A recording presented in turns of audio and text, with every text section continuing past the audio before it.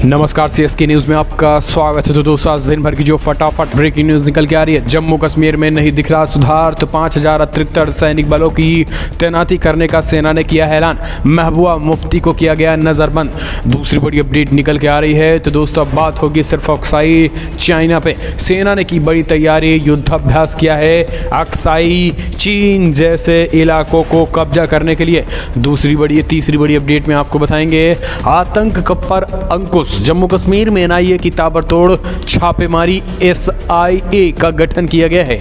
NIA की तर्ज पे एसआईए नए संगठन का गठन किया गया है। आतंकवाद की कमर तोड़ने का है मास्टर प्लान। चौथी बड़ी अपडेट में आपको बताएंगे अफगानिस्तान में लड़कियों के लिए जहन्नुम बना तालिबान शासन।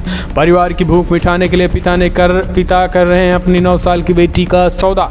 पांचवी बड़ी अपडेट में बताएंगे इजरायली से दोस्ती को बहुत अहमियत देते हैं भारत के लोग, बेनेट से बोले प्रधानमंत्री नरेंद्र मोदी। जोरदार हुआ स्वागत। तो दोस्तों, एक एक करके खबरें आपको विस्तार से जानना जरूरी है। जहां पे प्रधानमंत्री मोदी के यूरोप दौरे का आज आखिरी दिन है, लेकिन पीएम मोदी वो कर गए जो इतिहास में ना हुआ, वो हम आपको बताएंगे। इस बीच हूती विद्रोहियों पर कहर बनकर टूटी सऊदी एयरफोर्सेज। यमन में 28 ठिकानों को बनाया टारगेट, इस बीच 18 की मौत। तो दोस्तों, एक एक करके खबरें विस्तार से बताएंगे, लेकिन उससे पहले एक छोटा सा निवेदन, अगर आपने चैनल को अभी तक सब्सक्राइब नहीं किया तो पल पल के अपडेट के लिए चैनल को सब्सक्राइब करें। तो दोस्तों, दरअसल पहली बड़ी अपडेट निकल के आ रही है, जम्मू कश्मीर में नहीं दिख रहा है कोई सुधार। 5000 अतिरिक्त अर्धसैनिक बलों की तैनाती, आतंकियों की कमर तोड़ने के लिए महबूबा मुफ्ती फिर से नजरबंद। दोस्तों, जम्मू कश्मीर की स्थिति में सुधार होता फिलहाल के लिए नहीं दिखाई दे रहा है। हाल ही के दिनों में बढ़ती आतंकी घटनाओं के बाद इस केंद्र शासित प्रदेश में 5000 और अर्धसैनिक बलों की तैनाती की गई है। इसके साथ ही महबूबा मुफ्ती को भी नज़रबंद कर दिया गया है। केंद्र सरकार ने हाल ही में प्रवासी श्रमिकों की हत्या के बाद जम्मू कश्मीर में केंद्रीय अर्धसैनिक बलों के अतिरिक्त 5000 जवानों की तैनाती का आदेश दे दिया है। केंद्रीय गृह मंत्रालय के सूत्रों ने कहा है कि घाटी में मौजूदा स्थिति को देखते हुए अतिरिक्त 5000 कंपनियों को तैनात करने का निर्णय लिया है। टेलीग्राफ के अनुसार मंत्रालय के एक अधिकारी ने बताया है कि कश्मीर में हाल ही के दिनों में हुई हत्याओं के मद्देनज़र सुरक्षा की स्थिति बहुत चुनौतीपूर्ण है। जम्मू कश्मीर पुलिस को कानून व्यवस्था बनाए रखने और आतंकवाद विरोधी अभियान चलाने में मदद करने के लिए अर्धसैनिक बलों की अतिरिक्त 50 कंपनियां तैनात की जा रही हैं। 150 कंपनियों से 30 को अकेले श्रीनगर में तैनात किया जा रहा है। जम्मू कश्मीर में आतंकवाद विरोधी अभियानों के लिए केंद्रीय रिजर्व पुलिस बल के लगभग 70,000 जवानों को पहले ही तैनात किया जा चुका है। हाल ही में जम्मू कश्मीर प्रशासन ने कर्मियों और उनके परिवारों के लिए स्थायी शिविर बनाने के लिए सीआरपीएफ के दक्षिणी कश्मीर में 8 स्थानों पर जमीन आवंटित की गई है। हम चलते हैं अगली अपडेट अक्साई चीन को लेकर भारतीय सेनाओं की बड़ी तैयारी। अक्साई चीन पर बात होगी तो अब सिर्फ अक्साई चाइना पे को लेकर अब रैपिड रिस्पांस कैपेबिलिटी को परखने के लिए लद्दाख में किया गया है हवाई अभ्यास, खास करके अक्साई चीन जैसे इलाकों पे कब्जे की तैयारी। दोस्तों, सेना और भारतीय वायुसेना ने सोमवार को पूर्वी लद्दाख में चीन के साथ लगती सीमा पर एक हवाई अभ्यास किया है। सूत्रों ने सोमवार को बताया है कि भारतीय सेना की शत्रुजीत ब्रिगेड ने अपनी रैपिड रिस्पांस कैपेबिलिटी को परखने के लिए पूर्वी लद्दाख में उत्तरी सीमाओं पर एक हवाई अभ्यास किया है। भारतीय और चीनी सेनाओं के बीच मई 2020 से ही गतिरोध कायम है, जब पूर्वी लद्दाख में प्योंगयांग झील क्षेत्र में दोनों देशों के सेनाओं के मध्य हिंसक झड़प हुई थी। सूत्रों ने बताया है कि सोमवार को शत्रुजीत ब्रिगेड के हवाई सैनिकों के अभ्यास के तहत 14,000 फुट से अधिक की ऊंचाई वाले क्षेत्रों में पहुंचाया गया। विशेष वाहनों और उपकरणों के साथ ही विशेष रूप से प्रशिक्षित इन सैनिकों को C-130 और AN-32 विमानों के 5 अलग अलग बेस से तेज गति से पहुंचाया गया। उन्होंने बताया है कि 0 से 20 डिग्री सेल्सियस नीचे तक के तापमान और अत्यधिक ऊंचाई वाले दुर्गम क्षेत्रों में सैनिकों को पहुंचाना विशेष रूप से चुनौतीपूर्ण था। ये बड़ी खबर है। लेकिन दोस्तों, आपको बता दें, दरअसल जिन इलाकों में सेना का ऑपरेशन होने वाला है वो इलाके काफ़ी दुर्गम हैं। इसी वजह से अभी से ही भारतीय सैनिकों की तैयारी तेज हो चुकी है। अगली अपडेट लेते हैं। तो दोस्तों, गृह राज्य मंत्री नित्यानंद राय ने किया भारत चीन सीमा पे कारशंगला चौकी का दौरा। कहा आईटीबीपी पर गर्व है हमें और हम कड़ा एक्शन लेंगे। तो दोस्तों, आपको बता दें कि केंद्रीय गृह राज्य मंत्री नित्यानंद राय ने अपनी आज यानी सोमवार को भारत तिब्बत सीमा पुलिस आईटीबीपी की 55वीं बटालियन के जवानों के साथ सांगस्टर तवांग में बातचीत की। इसके साथ ही उन्होंने भारत सीमा पर करंगशाला चौकी का भी दौरा किया।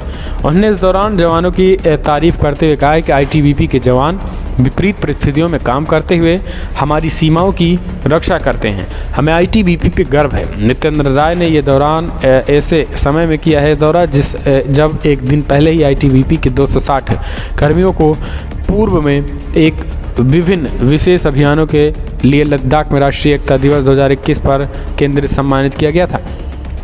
अगली अपडेट, आतंक पर अंकुश। जम्मू कश्मीर में एनआईए की तर्ज पे एसआईए का गठबंधन आतंकवाद की कमर तोड़ने का है पूरा प्लान। दोस्तों, जम्मू कश्मीर में एनआईए की तर्ज पर एक तर्ज पर राज्य जांच एजेंसी, जी हाँ, राज्य जांच agency SIA, state investigation agency का गठन किया गया है। ये एजेंसी एनआईए व अन्य केंद्रीय एजेंसियों के साथ समन्वय करेगी। दरअसल एसआईए का गठन आतंकवाद पर प्रभावी अंकुश के लिए किया गया है। ये एजेंसी आतंकवाद से जुड़े मामलों की प्रभावी जांच करने के साथ अभियोजन की कार्रवाई भी करेगा। दोस्तों, आपको बता दें, प्रदेश के गृह विभाग की ओर से सोमवार को जारी आदेश के अनुसार एसआईए में एक निदेशक होगा और इसके अधिकारी और कर्मचारी सरकार की ओर से भेजे जाएंगे। सीआईडी प्रमुख एजेंसी के मानद निदेशक होंगे। मूल वेतन का 25% विशेष प्रोत्साहन राशि एसआईए में तैनात कर्मचारियों को दिया जाएगा। आदेश में कहा गया है कि सभी थाना प्रभारी आतंकवाद से जुड़े मामलों के पंजीकृत होने की सूचना तत्काल एसआईए को देंगे। जांच के दौरान आतंकवाद का एंगल मिलने पर भी उनकी सूचना देनी होगी। जीडीपी अपराध की गंभीरता, जांच की प्रगति समेत अन्य बिंदुओं को ध्यान से रखकर किया गया है। हम चलते हैं अगली अपडेट। अफगानिस्तान में लड़कियों की जहन्नुम बना तालिबान शासन। परिवार की भूख मिटाने के लिए पिता ने कर दिया अपने 9 साल बेटी का सौदा। दोस्तों, तालिबान राज के बाद अफगानिस्तान बद से बदतर बनता जा रहा है। यहाँ के आर्थिक हालात इतने ख़राब हो गए हैं कि लोग भूखे से तड़प रहे हैं। बैंकों में नकदी खत्म हो चुकी है। तालिबान सरकार के पास भी फंड नहीं रह गया है। व्यापार ठप हो गया है। आम जनजीवन त्रस्त हो चुका है। इसी बीच अफगानिस्तान में ऐसी खबर सामने आई है जो किसी के भी रोंगटे खड़े कर देगी। दरअसल अफगानिस्तान में एक पिता को अपने परिवार का पेट भरने के लिए उन्हें जिंदा रखने के लिए अपने 9 साल की बेटी को बेचने के लिए मजबूर होना पड़ा है। जानकारी के मुताबिक 9 साल की परवाना मलिक के पिता अब्दुल मलिक ने अपने 55 साल के अधेड़ उम्र के व्यक्ति के हाथों बेच दिया। उनकी मजबूरी सिर्फ इतनी कि उनके पास अपने परिवार को पालने के लिए पैसे नहीं बचे। मीडिया रिपोर्ट्स के मुताबिक 55 साल के कुर्बान ने पिछले महीने अपनी 9 साल की बेटी परवाना को शादी की थी। हम चलते हैं अगली अपडेट लेते हैं। दोस्तों, इजराइल से दोस्ती को बहुत अहमियत देते हैं भारत के लोग। बेनेट से बोले प्रधानमंत्री मोदी, याराना अंदाज में दिखे दोनों। दोस्तों, भारतीय प्रधानमंत्री नरेंद्र मोदी COP26 जलवायु शिखर सम्मेलन में भाग लेने ग्लासगो पहुंचे थे। यहाँ उन्होंने इजरायली पीएम नफ्ताली बेनेट के साथ बैठक में कहा है कि भारत के लोग इजराइल के साथ दोस्ती की गहराई से महत्व देते हैं। उन्होंने दोनों देशों के बीच मजबूत द्विपक्षीय संबंधों को बढ़ाने के लेकर मिलकर काम करने की बात कही। पीएम मोदी के साथ भारतीय विदेश मंत्री सुब्रमण्यम जयशंकर भी ग्लासगो दौरे पे हैं। पीएम मोदी द्वारा ट्वीट किए गए एक वीडियो में दोनों नेता हंसते मुस्कुराते दिखे। पीएम मोदी ने एक ट्वीट में कहा है कि हम मजबूत द्विपक्षीय संबंधों और बेहतर प्लानेट बनाने के लिए मिलकर काम करना जारी रखेंगे। हम चलते हैं अगले अपडेट लेते हैं। तो दोस्तों, एक और बड़ी खबर निकल के आ रही है। पंजाब को अलग देश बनाने पे खालिस्तानियों के जनमत संग्रह की निकली हवा। पाकिस्तान भी हुआ बेनकाब। दोस्तों, पंजाब को भारत से काट कर अलग देश बनाए जाने के लिए खालिस्तानियों की ओर से ब्रिटेन में कराए गए जनमत संग्रह की हवा निकल गई है। रविवार को भारत में बैन आतंकी संगठन सिख फॉर जस्टिस की ओर से ब्रिटेन के विभिन्न हिस्सों में सिखों को लंदन लाया गया था ताकि वो कथित जनमत संग्रह में हिस्सा ले सकें। सिख फॉर जस्टिस ने दावा किया है कि इस जनमत संग्रह में 10 से 12 हज़ार लोगों ने हिस्सा लिया, लेकिन ब्रिटेन पे नज़र रखने वाले लोगों का कहना है कि केवल 100 से लेकर 150 लोग इनमें शामिल हुए हैं। हम चलते हैं अगले अपडेट। तो दोस्तों, बड़ी खबर, भारत के दौरे पे आएंगे ब्रिटेन के प्रधानमंत्री बोरिस जॉनसन। पीएम मोदी का निमंत्रण किया है स्वीकार। तो दोस्तों, ब्रिटेन के प्रधानमंत्री बोरिस जॉनसन ने प्रधानमंत्री नरेंद्र मोदी के भारत आने के निमंत्रण को स्वीकार कर लिया है। विदेश सचिव हर्षवर्धन श्रृंखला ने इस बारे में जानकारी दी है। आपको बता दें, जैसे ही परिस्थितियां बेहतर होगी, जॉनसन भारत की यात्रा का प्लान करेंगे। जॉनसन इस साल जनवरी में गणतंत्र दिवस के परेड के मुख्य अतिथि के रूप में भारत आने वाले थे, लेकिन कोविड-19 के कारण उनकी यात्रा रद्द हो गई है। आपको बता दें कि ग्लासगो 1 नवंबर प्रधानमंत्री नरेंद्र मोदी सोमवार को यहाँ पर COP26 जलवायु शिखर सम्मेलन में इतर ब्रिटिश समकक्ष बोरिस जॉनसन से मुलाकात की। हम चलते हैं अगले अपडेट लेते हैं। तो दोस्तों, हूती विद्रोहियों पर कहर बनकर टूटी सऊदी एयरफोर्स, यमन में ठिकानों को बनाया टारगेट, 18 की मौत। दोस्तों, सऊदी अरब की एयरफोर्सेस ने यमन में ईरान समर्थित हूती विद्रोहियों के ठिकाने पर 30 एयर स्ट्राइक की है। इनमें यमन सरकार के सैन्य सूत्र ने कहा है कि यमन के मध्य प्रांत मारिबा में सऊदी नेतृत्व वाले गठबंधन द्वारा रात भर एयर स्ट्राइक की गई है, जिनमें कम से कम 18 हूती विद्रोही मारे गए हैं। सूत्रों ने नाम न छापने के शर्त पर सिंघुआ को बताया है कि हवाई हमला अल जुबाह जिले के केंद्र में किया गया। यहाँ पे हूती विद्रोही इकट्ठा हुए थे, इनमें 18 की मौत हो गई है।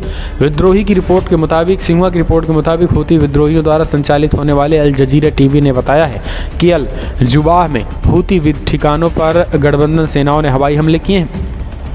हम चलते हैं अगले अपडेट। एक और बड़ी खबर निकल के आ रही है। तो दोस्तों, बिग ब्रेकिंग, कोरोना टीकों की कम कवरेज वाले जिलों की समीक्षा करेंगे पीएम मोदी। आज होगी बैठक, कल होगी। दरअसल G20 शिखर सम्मेलन और COP26 में भाग लेने के बाद भारत लौटने के तुरंत बाद प्रधानमंत्री नरेंद्र मोदी अपने काम पर लग गए। प्रधानमंत्री मोदी कल बुधवार को दोपहर 12 बजे देश के उन जिलों की समीक्षा करेंगे जहां कोविड-19 टीकाकरण की कवरेज पहुंच कम है, और फिर सरकार लगातार टीकों के प्रति जागरूक करने की बात कह रही है।